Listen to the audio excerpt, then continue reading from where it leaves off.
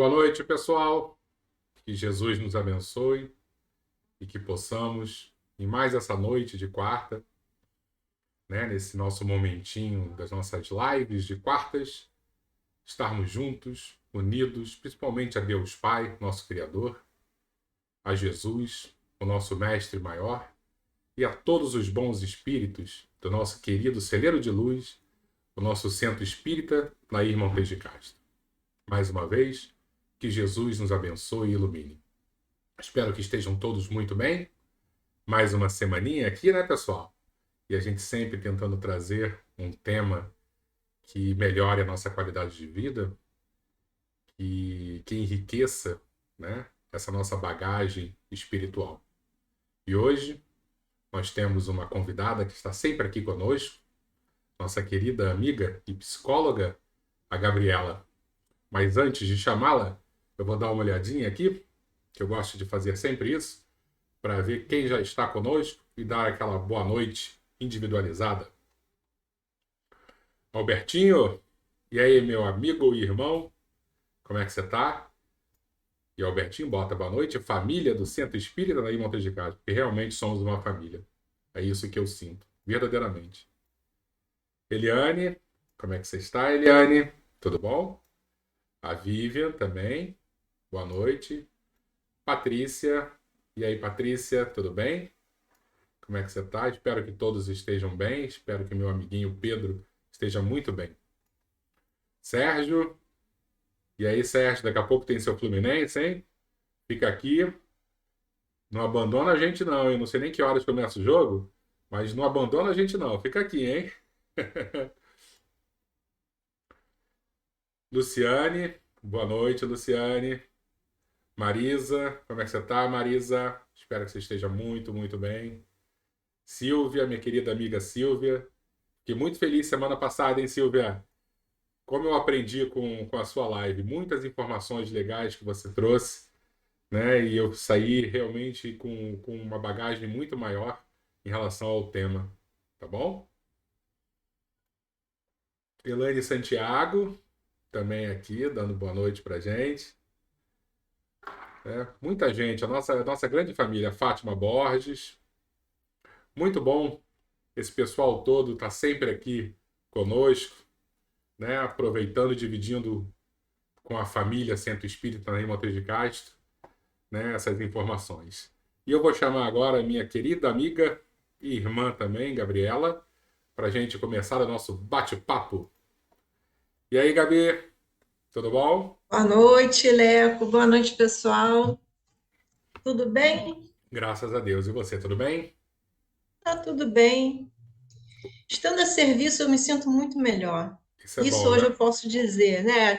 Poder ser útil de alguma forma, Dividir um né? pouquinho, né? Porque são tantas coisas que a gente recebe dos outros e às vezes a gente tem também algum conteúdo para passar, algum valor, né? Algum sentimento. E quando a gente se percebe nessa engrenagem, né? Em nenhum momento a gente está falando, eu sou melhor, não. É porque todos nós temos alguma coisa para dividir.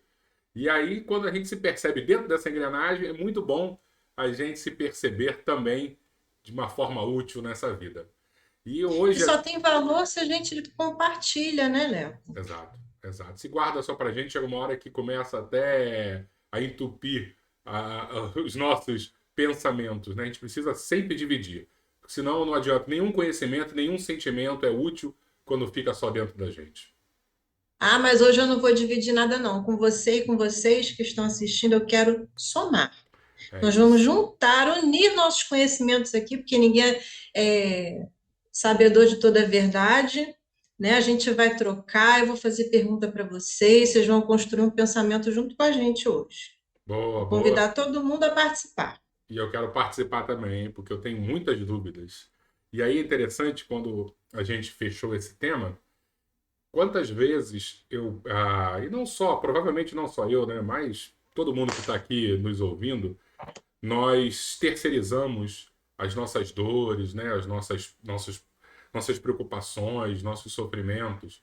Quando não é a culpa da nossa mãe, né? Às vezes você tem uma mãe viva ainda, a culpa é dela, porque ela me educou A mal. Ou meu culpa sempre é pai, da que mãe. Eu meu tenho mãe e sou mãe, né? Então eu sou é, culpada. meu pai não me deu atenção devida, Aí daqui a pouco é meu filho que me tira do sério. Aí daqui a pouco, foi meu professor, meu chefe. E quando a gente não tem ninguém perto, a gente terceiriza para Deus. É Deus que não me ama, porque ele bota tudo nas minhas costas.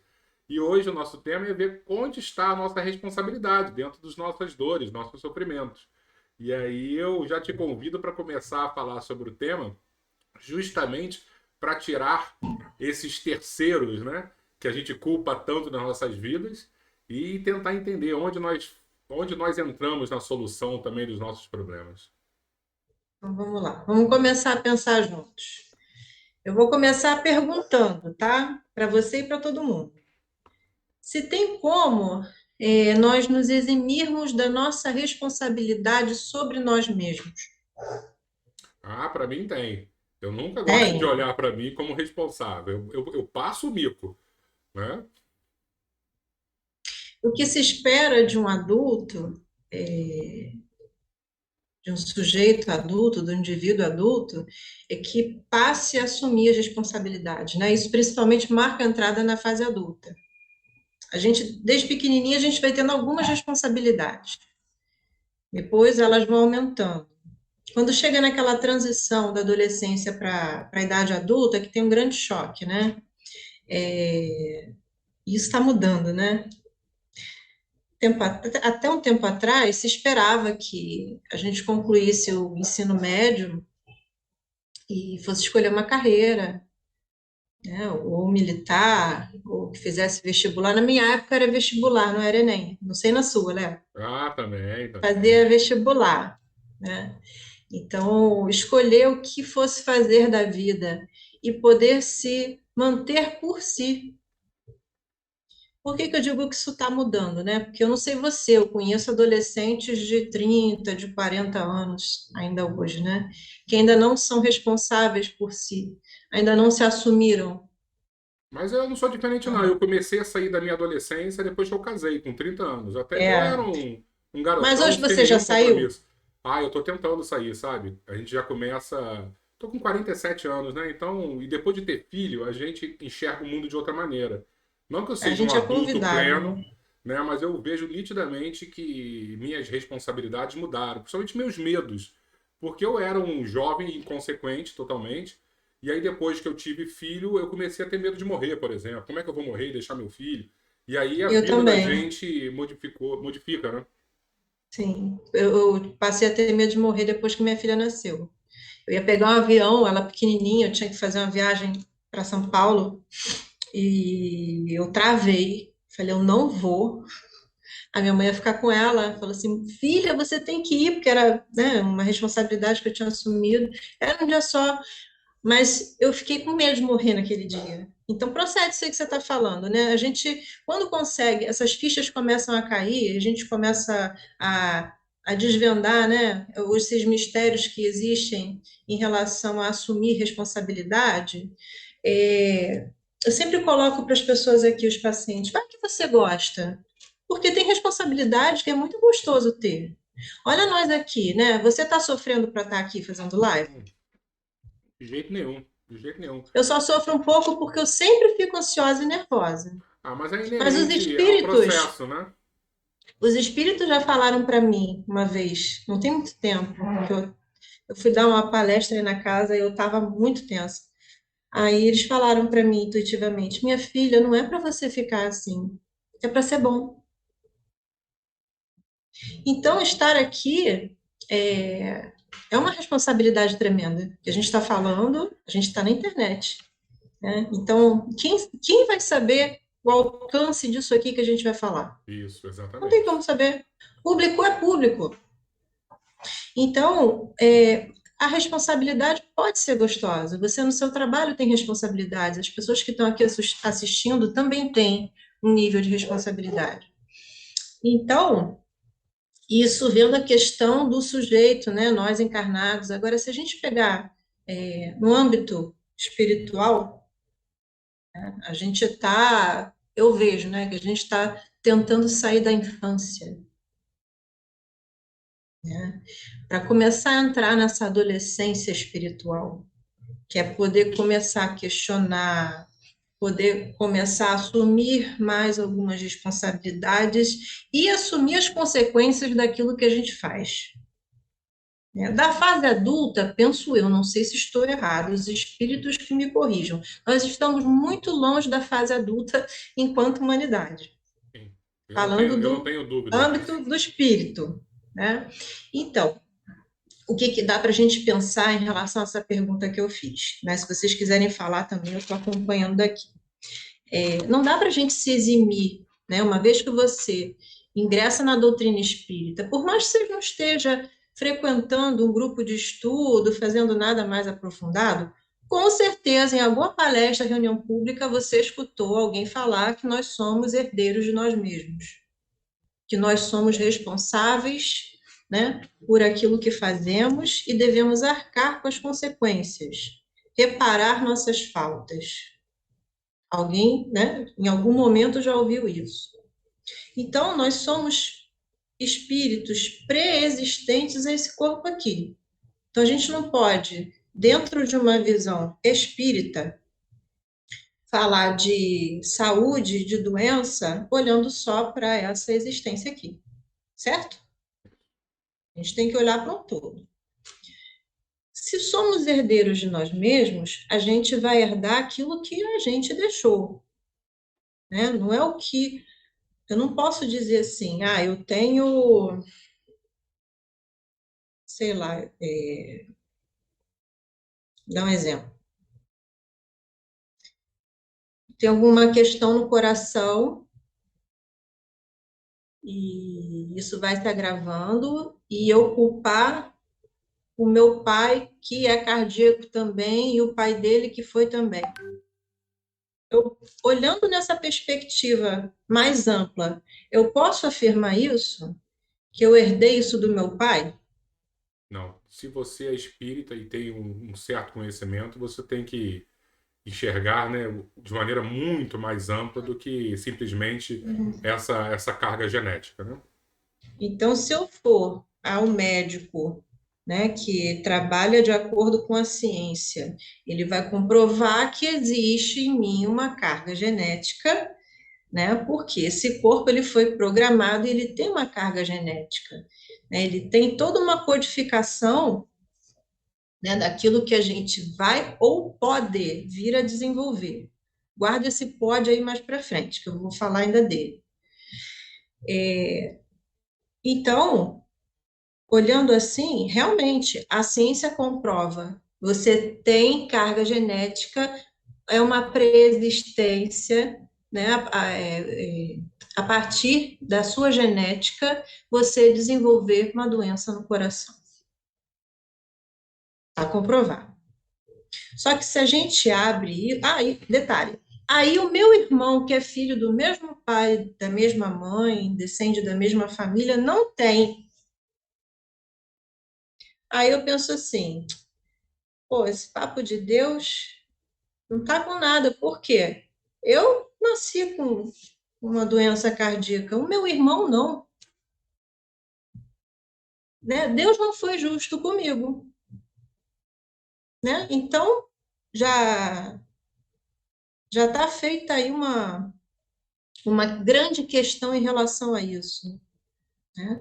Então, ampliando, se eu sou herdeira de mim mesma, eu posso ter um pai que tem essa questão cardíaca, descender de uma família, de uma linhagem de pessoas que apresenta a mesma questão, mas, gente, cada um é um.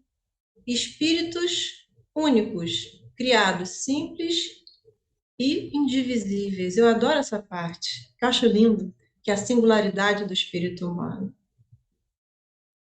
Estou por afinidade na mesma família. Então, pode ser, porque cada caso é um caso. Isso aqui a gente vai falar sempre. A gente não pode falar de ninguém sem puxar a preexistência do espírito, não é a preexistência genética. Até porque esse corpo vai servir aqui. Depois que eu não precisar mais dele e der o tempo de ir, a gente parte e ele fica, não é? Graças A a gente Deus, né? não usa o Poder, fruto do corpo. poder chegar do outro lado cabeludo, imagina. Pô, de vez em quando eu Né? sonho. Então, Acho que meu será que foi perispírito, sempre eu assim? acho que meu perispírito é cabeludo. né? Não, não é careca aqui, não. Tem que deixar isso. Então, eu não tenho como não falar um pouquinho do Freud, né? Freud é o pai da psicanálise, é com ele que eu tanto aprendo. Eu sou psicóloga de formação, mas eu sou psicanalista, eu nunca trabalhei com psicologia, sempre trabalhei dentro da teoria psicanalítica. Por quê? Uma vez que eu sou espírita, eu tenho que olhar, não faz muito sentido eu achar que só existe consciência quando nós temos um inconsciente que é muito maior do que aquilo que a gente conhece. Que o inconsciente, ele é o próprio espírito, né? Então, em função disso, apesar de Freud, ele não foi espírita, ele foi um pesquisador, ele era um homem da ciência, né? Então, ele seguiu esse caminho científico, foi aprendendo a tratar os doentes a partir da prática, e chegou em 1905, quando ele lançou Estudos sobre Histeria, que foi uma coisa muito interessante, porque as pessoas, principalmente mulheres, elas tinham sintomas, né, de cegueira, ficar sem voz, afonia, né? Ficar sem Uhum. voz, né? Ficar sem se mexer, que eram os ataques histéricos, né? Então não se descobriu nada fisiológico, ele era neurologista, né? Então ele foi pesquisar, mas não tem nada aqui que justifique esse adoecimento dessa pessoa. E ele chegou a essa conclusão de que é um adoecimento de outra ordem, que é um adoecimento da alma, palavras dele, Isso é muito né? revolucionário, né, Gabi? Porque Muito. Então você ninguém vê. enxergava isso, né?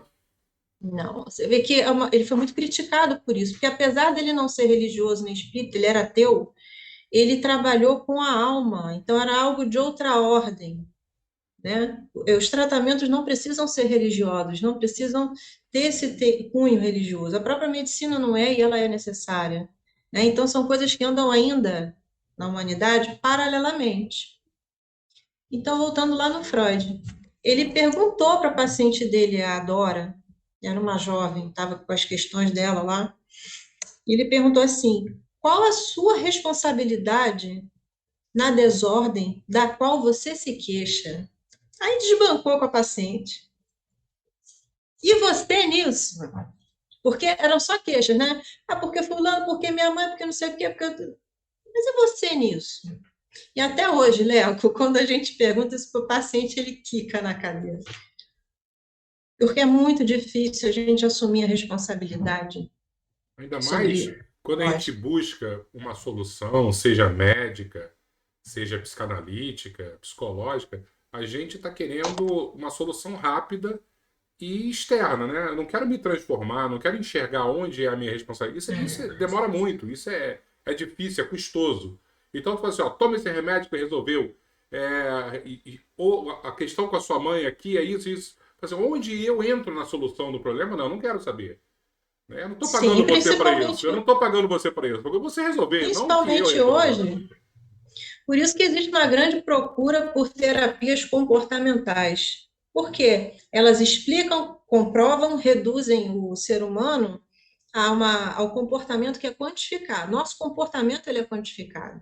Então, a terapia comportamental ela é científica, porém, ela não trabalha o sujeito, não trabalha o inconsciente, não trabalha o psiquismo, não trabalha Ela, nada disso. ela não trabalha a Não te causa, né? É convido, o efeito, né?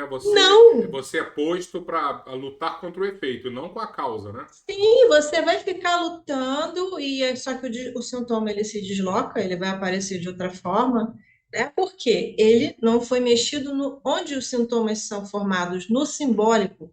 O simbólico ele fica no inconsciente. E só consegue ter esse manejo quem aprendeu a fazer, que é o psicanalista. As outras teorias não têm manejo do simbólico. Aí o Freud perguntou isso para o paciente, né? Então, que reação que a gente tem quando perguntam para a gente, e você nisso? Vou te falar, eu tenho 22 anos de análise, fiz esse ano. Até hoje, quando ela me pergunta, e você nisso, eu me dá frio na espinha. Porque não é fácil, não. A gente prefere escamotear, não ver. Só que nisso que a gente escamoteia, tenta botar debaixo para o tapete, que é recalcando, né? Te manda lá para onde a gente não está vendo. Só que tem a formação de compromisso, que é o sintoma. Aí a gente fica doente. A psicanálise é sintoma, né? Aqui para a gente vai chamar de doenças. Então, eu pergunto para você e para para quem está aqui assistindo, por que nós adoecemos? É A difícil, gente né? não foi criado simples e ignorante? Por que a gente adoece? Acho que é porque a gente coloca muita coisa para baixo do tapete, né? Aí chega um momento que o nosso próprio corpo pede socorro para assim, ó, vamos resolver isso, porque não tá dando mais, né?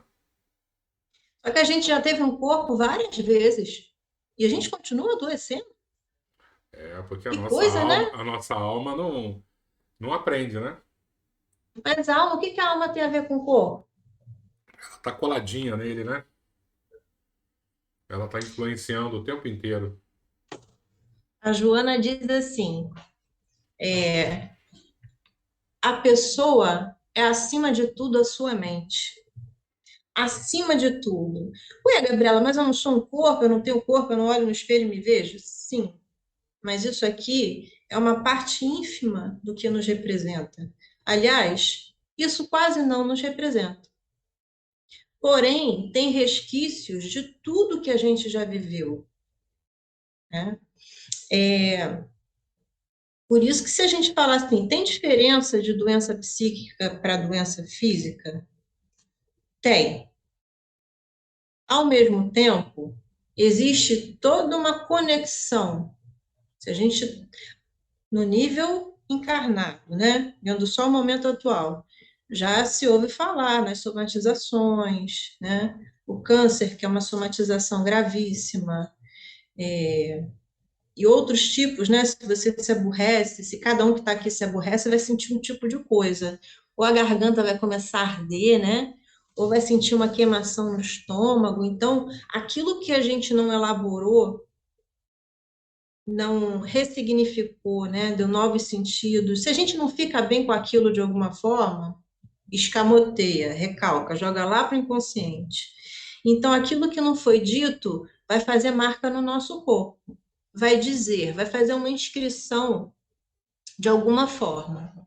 Então, o que a gente não verbaliza, o nosso corpo acaba dizendo. Isso vendo nesse âmbito aqui da vida atual, 2022. A gente pegar no âmbito do espírito, né?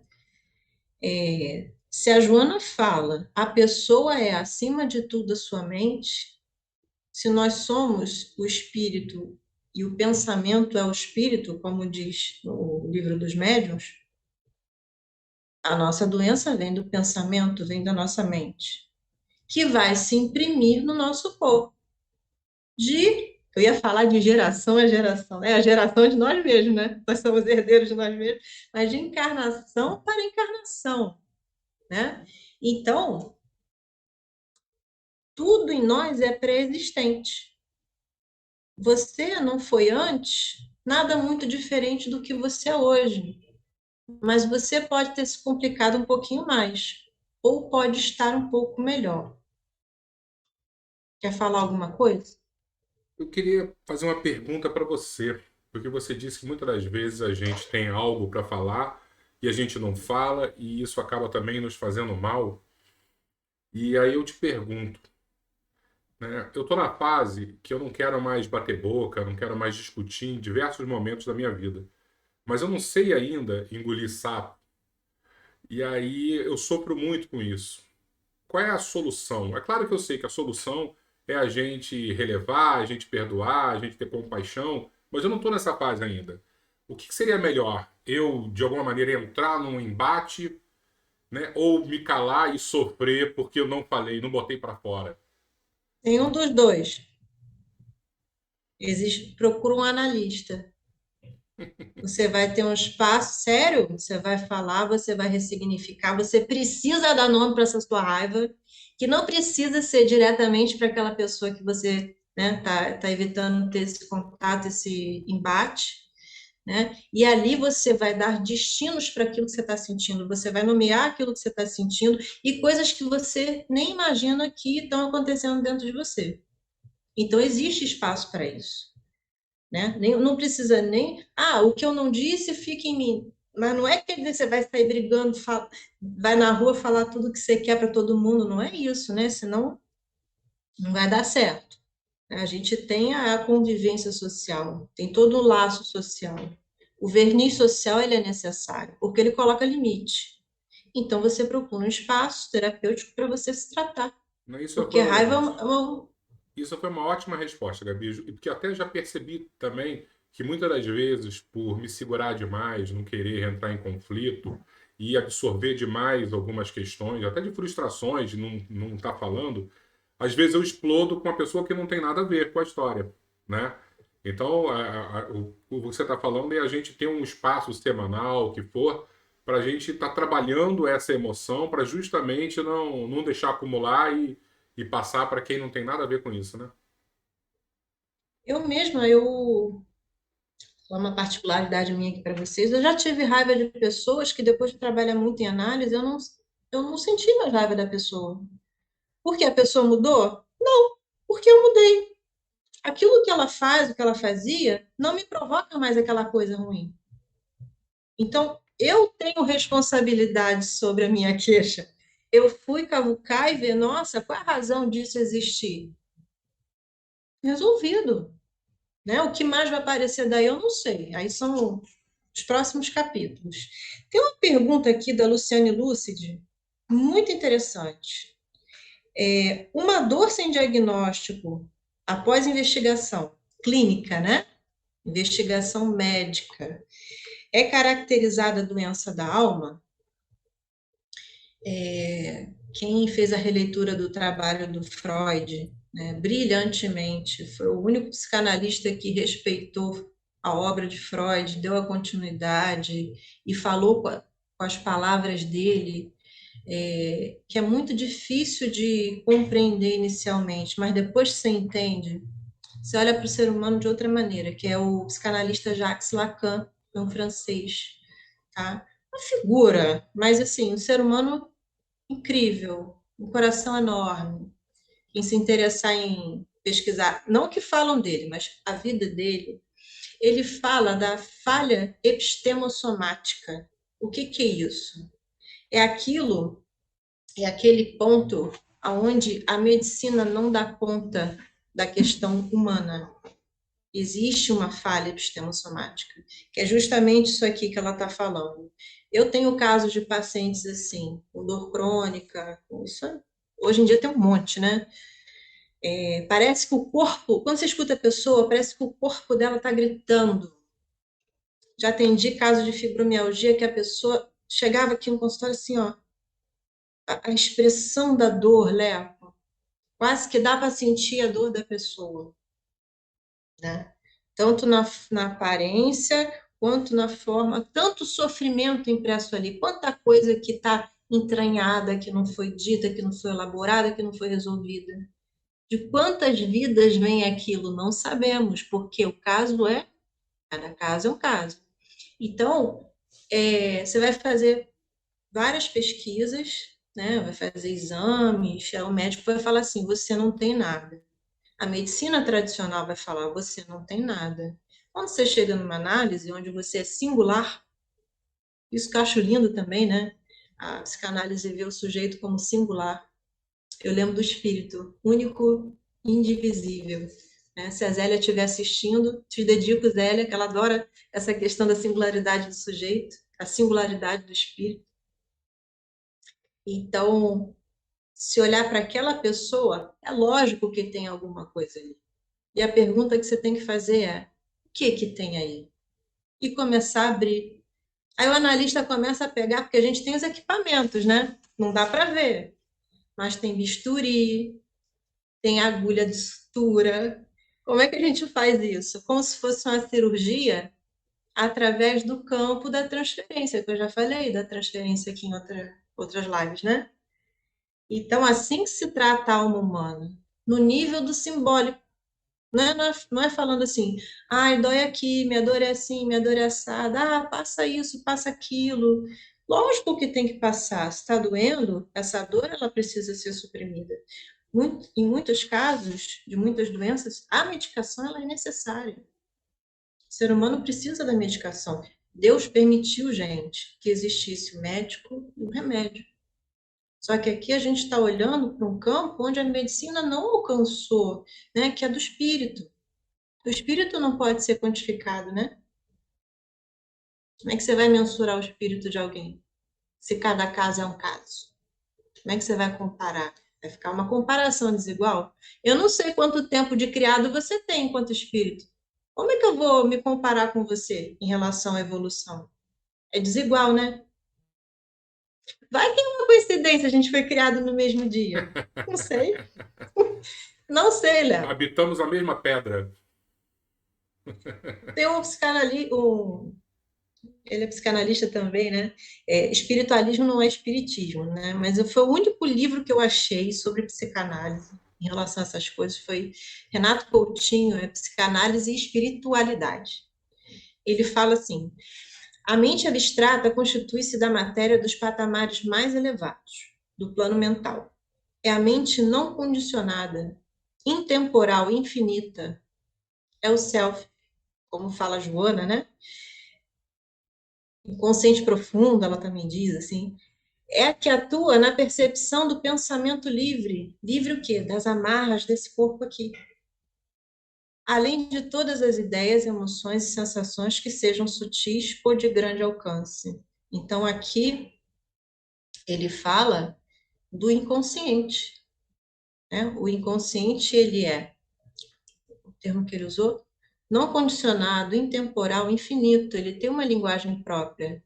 Então, através dessa linguagem própria, e quando isso está truncado, né, a gente se equivoca, a gente produz doenças psíquicas. Queria trazer um pouco, Posso fazer uma perguntinha para você rapidinho a respeito claro, desse questionamento aqui da Eliane, por favor? Não, peraí, quem fez a pergunta foi a Luciane, né? Da dor sem diagnóstico.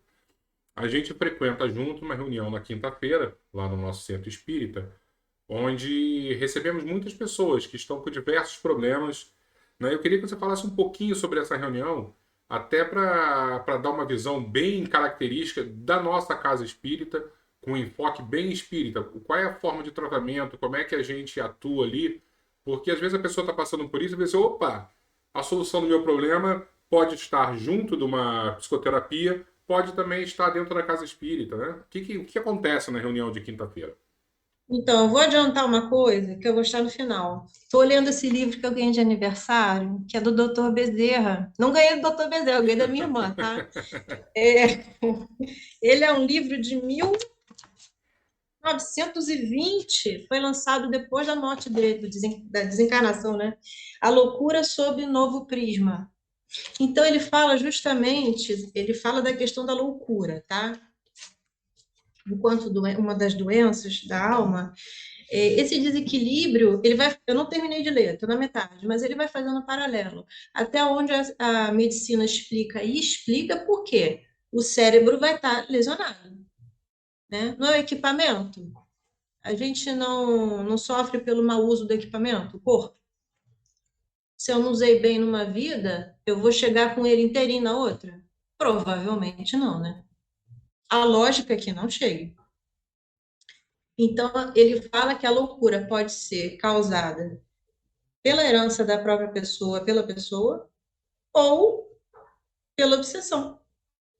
E também pode acontecer com as duas coisas, né? Você já ter uma situação de desequilíbrio, ela ter registros orgânicos e os obsessores influenciarem nisso. Aí o que que acontece? Na reunião de quinta-feira, que eu trabalho lá junto com o Leco, chegam as pessoas em sofrimento. O que que mais aparece lá hoje em dia? Está aparecendo no hospital, né?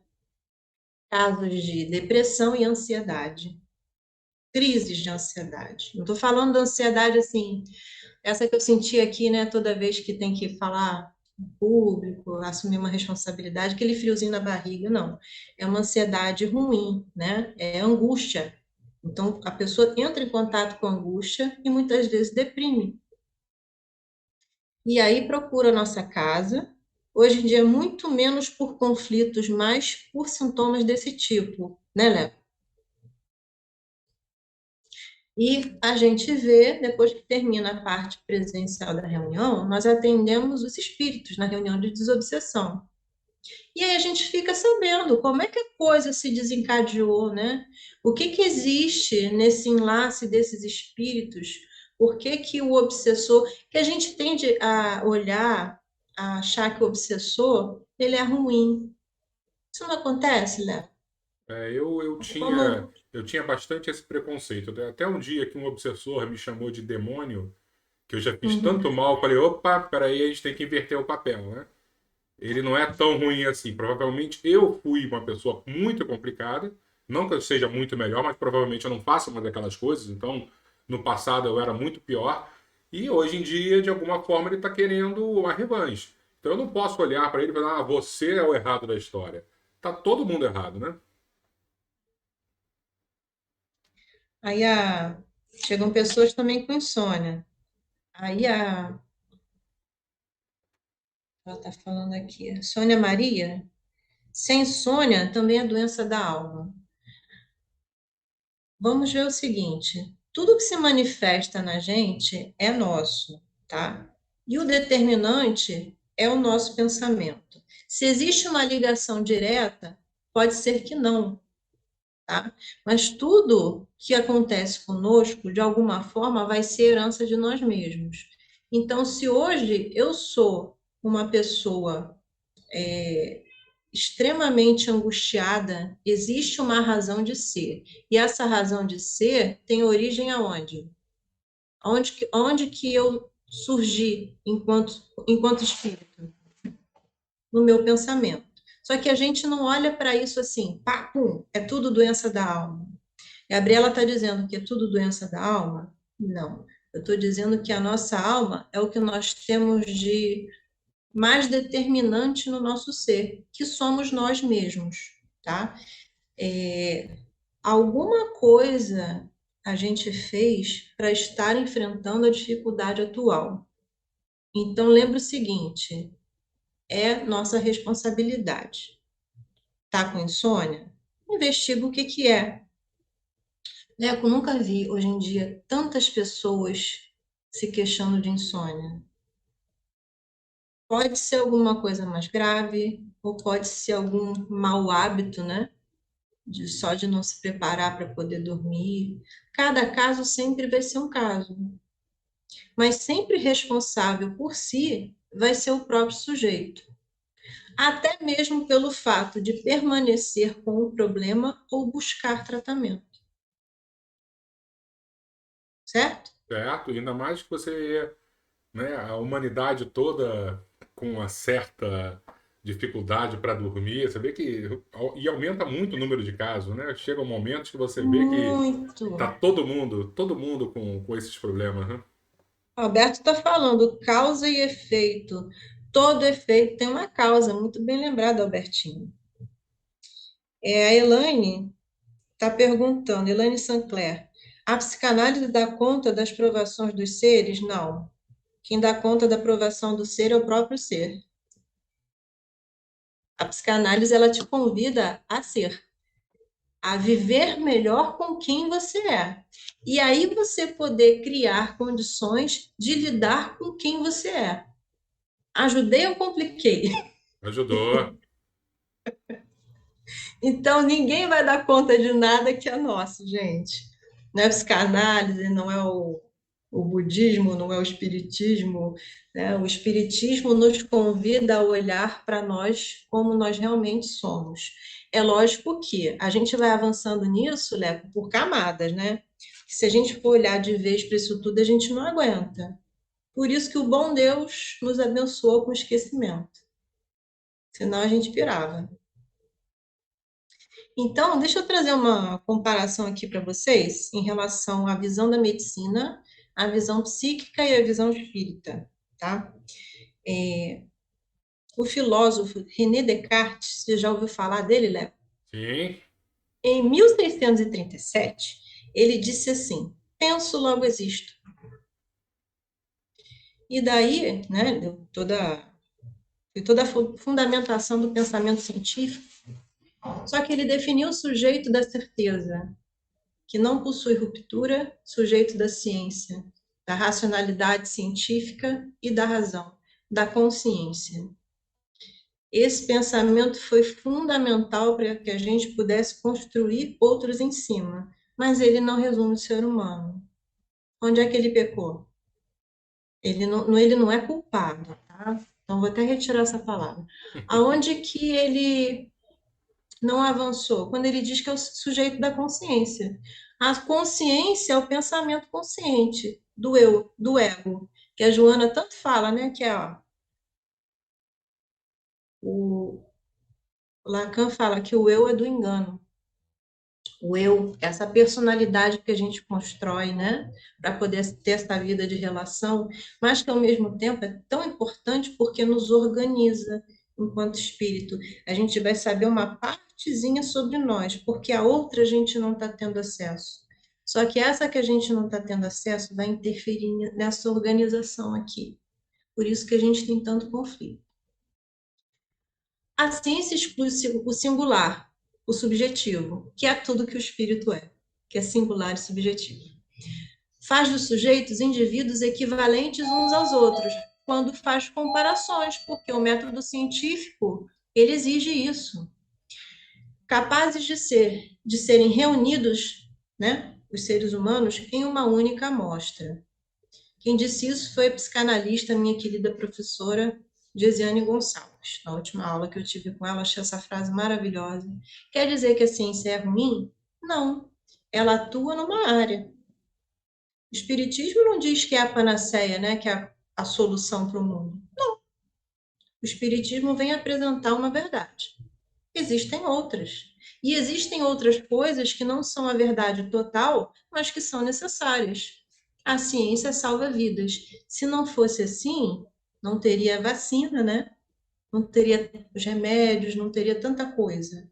Só que o mundo não se resume a isso. A gente está pensando para além disso. O Freud já disse o seguinte: o sujeito não é o senhor na sua própria morada. Olha que interessante. Não somos senhores na nossa própria morada. Eu não sei se você já viu essa frase por aí. Não. Por quê? Nós não somos conhecedores da nossa totalidade, que é o nosso self, como diz a Joana, né, que é o nosso inconsciente. Freud fala do sujeito da psicanálise como um sujeito dividido, sujeito do inconsciente e do desejo, da subjetividade e que não tem certeza de nada, quer dizer. Se cada um é um, se cada um tem seus conflitos, suas dúvidas, enquanto espírito que tem a sua vida pregressa, eu não posso equiparar um espírito com o outro. Já o Lacan, que veio depois, ele deu uma complicada. Ele disse assim: lá onde eu penso, não sou. Lá onde sou, não penso. Voltando no Descartes, né? Penso, logo existo. Uhum. Pensamento consciente, tudo se resume aqui. Quase que materialista. Ele não é materialista, mas uma visão mais reduzida do ser humano. O Freud já levantou isso um pouco mais. Sujeito do inconsciente. E o Lacan, penso onde não sou. Penso conscientemente, mas não me resumo a isso aqui. Onde eu sou, que é no inconsciente, eu não penso. Interessante, né? Então não dá como padronizar o inconsciente, né? Já que nós somos espíritas e sabemos que somos únicos, nós sabemos que cada um adoece por causas muito particulares, né? Então isso aqui vem nos mostrar, né, que é o tema da live, qual a nossa responsabilidade sobre a nossa saúde, né? A gente precisa cuidar do corpo, Léo? Com certeza, né? Mas não podemos esquecer, nós precisamos cuidar do corpo e não podemos esquecer que o nosso espírito também precisa ser muito cuidado, né? Precisamos olhar para dentro, como a gente está falando aí, de, de não nos enchermos de lixo, né? Porque muitas das vezes nossos pensamentos vão ser pensamentos desequilibrados, com muito rancor, com ódio, né? Com muita cobrança, com muita culpa. Então é um trabalho muito árduo que nós precisamos, né? Além do corpo são, a gente precisa ter uma mente muito sã também, né? Mas cuidar do corpo não é materialismo? De jeito nenhum, né? A gente cuidar da nossa, do nosso templo, né? A gente não pode pegar e ser radical com nada, né? O tipo, já que eu sou espírita, eu conheço a verdade do espírito, os espíritos falaram, então todos os outros estão errados. A gente não pode ser assim, né? Cada um segue o seu caminho e vai colher conforme as suas obras, como diz a Joana. Então, a gente está aqui falando sobre isso, as outras pessoas estão lá falando sobre outras coisas, cada um no seu tempo. Né? Então, a gente não pode dizer que tudo que é ligado à matéria é materialismo. Primeiro, a gente tem que estudar, porque materialismo daria outra live, né? Mas a gente, num sentido mais reduzido, né? Cuidar do corpo não significa que a gente se cuide achando que a gente se resume ao corpo. Não. A gente está habitando o corpo. Quando a gente aluga uma casa, a gente não tem que cuidar da casa, entregar a casa conforme levou, É um empréstimo né? quase, né? O nosso corpo é um Senão paga empréstimo divino. multa. Né? É, Tem que consertar para devolver. Então, esse corpo também nos foi emprestado. Só o que a gente leva somos nós, aquilo que a gente construiu. É interessante, né, que é em relação à medicina não alcançar ainda o que é do nosso espírito, né, da nossa alma. Existe um catálogo de doenças, né, que é o CID, Catálogo Internacional de Doenças. Tudo catálogo, todos os sintomas estão ali separados, né? É um catálogo imenso. Se você for ler, você vai achar que tem tudo aquilo. Se a medicina tivesse esse alcance, teria uma classificação ali dizendo, né, como ela perguntou, a Luciane, você pesquisou no teu corpo, você não achou uma causa orgânica da doença, estaria assim, questão proveniente de existências anteriores. Né? é. A solução seria essa. Mas a medicina ainda precisa catalogar as doenças por finalidades administrativas, né? A medicina trabalha muito assim. Até Não estou porque aqui muitas criticando, estou doenças, botando o paralelo, né? Como é isso, que uma. até porque muitas doenças que já fizeram parte dali, hoje em dia não fazem mais parte. A homossexualidade já foi considerada doença e já esteve no CID, né? Hoje em dia Em não faz. compensação, a histeria, pegaram a histeria, não tem histeria no CID. Pegaram todos os sintomas histéricos e E dividir desmembraram. ali, né? Enfim, então a gente precisa cuidar do corpo. O Renato, do livro, né, da Psicanálise e Espiritualidade, ele ainda diz assim: organicamente a mente está ligada ao corpo. E o livro dos Espíritos, né, que eu não posso deixar de citar. A lei de conservação obriga o homem a cuidar do corpo, questão 781. Os espíritos respondem: sim, sem força e sem saúde, o trabalho é impossível. Aí o chamamento à responsabilidade. A gente tem que cuidar do corpo também. Então não tem essa coisa de meu corpo, meu espírito. É tudo a gente. É todo um conjunto. A gente precisa começar a olhar assim, com essa totalidade. Sou um espírito que habita um corpo. E o que eu sinto, eu tenho alguma participação nisso. Gabi, Agora, qual? deixa eu fazer uma perguntinha para você, até porque já está chegando no final. Eu acho que as pessoas têm essa dúvida.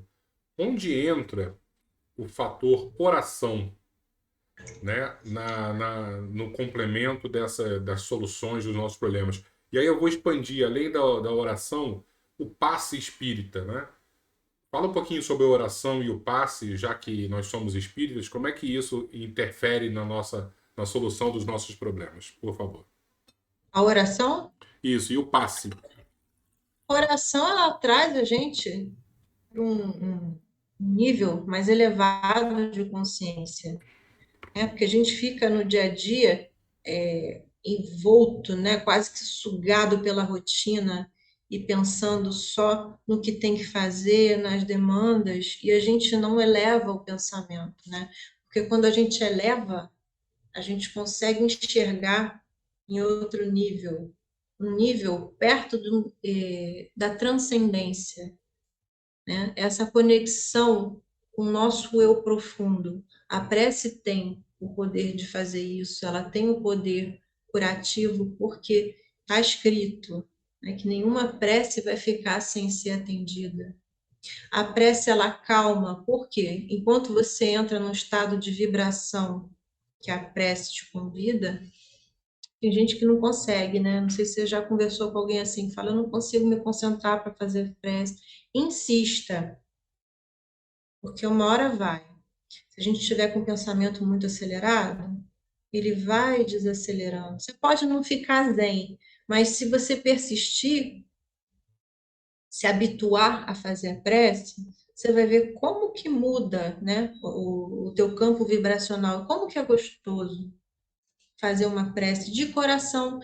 A prece não significa, Leco, falar palavras bonitas, né? Quando a gente fala de dentro do coração, são as preces mais bonitas que a gente pode escutar.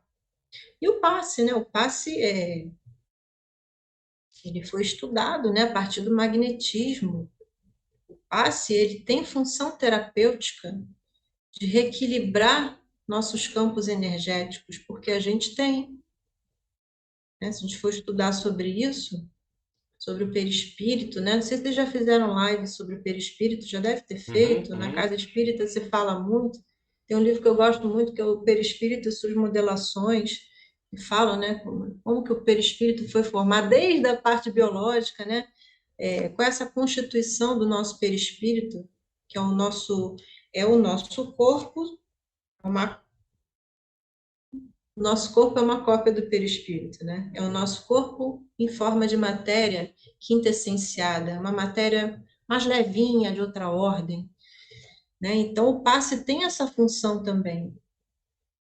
O passe vai resolver o problema da nossa vida? Não vai.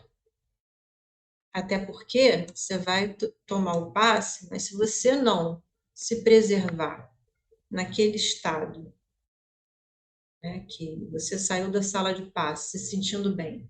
Se você começa a discutir, se meter em confusão, abrir o campo do pensamento aí para coisas que não são legais, então vai te desequilibrar de novo. Aí vai ficar fazendo o quê? Tomando passe todo dia? Não, né? Dá até vontade, né? Mas não é o ideal. O ideal é a gente realmente ter Não é ideal. uma atitude realmente de vida onde exista um equilíbrio, né? De dentro para fora, né? O passe é um remédio magnético, gente. Não é porque ele funciona, ele faz bem. Imagina se o remédio é bom, aí você vai virar o frasquinho do remédio. Não, existe uma dosagem, né? E a gente não é obrigado a tomar passe espírita toda vez que vai à reunião pública. Se a pessoa está se sentindo bem, não precisa tomar remédio, né? Então, para concluir aqui, já falamos acho que tudo, né? O Hamed, que é um espírito que eu também gosto muito no livro As Dores da Alma, ele fala assim: o sofrimento sempre entra em ação quando não aprendemos espontaneamente. Olha que coisa, né? A gente precisa sofrer, a gente é que faz por onde ainda precisar do sofrimento. Por isso que ele ainda faz parte, né, dessa fase eh, de humanidade em que a gente ainda se encontra. Nós estamos no lugar certo na hora certa. O convite é um convite muito incômodo, Léo, porque é sair do lugar da inércia, é fazer coisas que a gente ainda não fazia, é fazer diferente. Isso aí que você perguntou, né? Eu sinto raiva da pessoa, o que que eu faço? Olha aí, tu já está fazendo um movimento, né, de sair daquele lugar, daquela ideia fixa e pensar numa outra situação possível, né, para dar conta do teu sentimento. É isso que a gente tem que fazer, é pensar mais profundamente. A prece, ela ajuda a gente a sair dessa coisa da rotina e ter um momentinho de elevação, né, que é tão benéfico. Sem falar que a gente está falando com Deus, né? Tá falando com quem manda, né? Então sempre chega alguma coisa boa pra gente, né? Então, deixa eu ver se eu entendi, Gabi, né? nós somos os maiores responsáveis pela nossa felicidade e pela nossa ruína moral, né? Claro que existem pessoas, né, situações que vão ajudar no nosso crescimento ou na nossa queda, mas nós somos realmente os protagonistas das nossas vidas. E para a gente conseguir, de alguma forma, crescer, né, vencer todas as dores, os obstáculos, nós precisamos olhar muito mais para dentro, precisamos buscar muito mais a espiritualização, uma conexão com Deus, né? E quando a gente fala de Deus, a gente tem que lembrar de Jesus que nos apontou o caminho do perdão, do amor ao próximo, né? E se a gente não buscar isso, principalmente o amor, a nossa estrada vai ser realmente muito complicada, né? Porque a estrada mais segura é a estrada apontada por Jesus. Entendi bem, então, a nossa live de hoje? É a falta de amor, né? A falta de amor, não se amar, eu escuto de muitas pessoas que não se amam. Né? Isso adoece gravemente. Isso aí, Léo. A minha irmã está falando aqui. Lembrando que não há passe forte nem passe fraco. Não depende só do passista, né? Depende, é toda uma configuração essa questão do passe, né? Então, a gente tem o tratamento da terra, a gente tem o tratamento do espírito, né, de outra ordem, e o convite, que é isso aí mesmo, assumir a responsabilidade, porque a culpa não é de Deus, a culpa não é da nossa mãe, a coitada da minha mãe. E nunca do pai. Porque agora eu sou pai, eu sei que a culpa nunca é do pai. E não é para a gente ficar se culpando, não, tá? A Joana fala, sair da culpa e assumir a responsabilidade. Esse aqui é o recado, né? Assumir a responsabilidade. É isso. Muito bom. E eu já Deu tô a com. hora? Já deu, e eu já tô com boas respostas aqui para próximos dias buscar uma psicanalista aí para botar para fora minhas crises. Mas aí você vai botar para fora e vai fazer alguma coisa com isso. Sim, com Não vai certeza. botar para fora e deixar lá, não. Você vai Não, não, não. botar, Tem você que. vai ver, porque a palavra materializa. Ela tem um grande poder. Você coloca para fora, vai ver o que que tem e vai fazer alguma coisa com isso. Mas você vai gostar. Vou buscar. Posso pedir uma prece final, já que a gente falou hoje de prece, para a gente encerrar com Claro. chave de ouro? Vamos lá. Vamos aqui, nossos amigos, nossos irmãos em Cristo. Primeiro, vamos agradecer a esse momento que a Casa de Pedro e Nair nos proporciona, de estarmos aqui juntos, refletindo a partir de um tema tão importante que é a nossa saúde. Nós consigamos pegar algumas palavras de hoje, trazer para o nosso íntimo, refletir e buscar transformar aquilo que há em nós e que ainda nos faz tão mal. Que possamos assumir nossas responsabilidades mediante nossa vida e olhar para o outro como alguém que também tem as suas dificuldades, que também tem seu nível de doença e que ainda assim, do seu jeito, está dentro do seu esforço para poder se melhorar. Obrigada por essa casa existir e obrigada por todos os amigos que nos acompanham e que nos assistiram aqui nessa live, tanto os encarnados quanto os desencarnados. Graças a Deus. Obrigado, Gabi. Obrigada. Tchau, gente. Boa noite. Muito bom, tá? Um beijinho. Vou me despedir do pessoal aqui. Tá bom. Pessoal, muito boa noite a todos. Repetindo o que a gente sempre fala no início das nossas lives, que Jesus nos abençoe e que Ele esteja em todos os lares, né? Todas as famílias possam receber a visita desse Mestre que nos ama tanto e precisa tanto que estejamos bem emocionalmente, fisicamente, para a gente de alguma forma contribuir com essa seara dele. Então, se puderem, essa noite, antes de dormir, façam mais uma oração para que esses bons espíritos que nos visitaram hoje, no momento dessa nossa live, possam voltar aos nossos lares, né? E no momento do sono a gente consiga conversar com eles receber os melhores conselhos e com certeza amanhã vamos acordar renovados, cheios de novos pensamentos, né? Porque mesmo que a gente não se lembre de maneira objetiva do nosso consciente, como a Gabriela fala, nosso inconsciente está lá, é o mais importante, e essas mensagens, né, essas verdades que chegam na nossa alma vão fazer a diferença em nossas vidas. Fiquem com Deus, fiquem com Jesus, e até semana que vem, se Deus quiser. Boa noite a todos.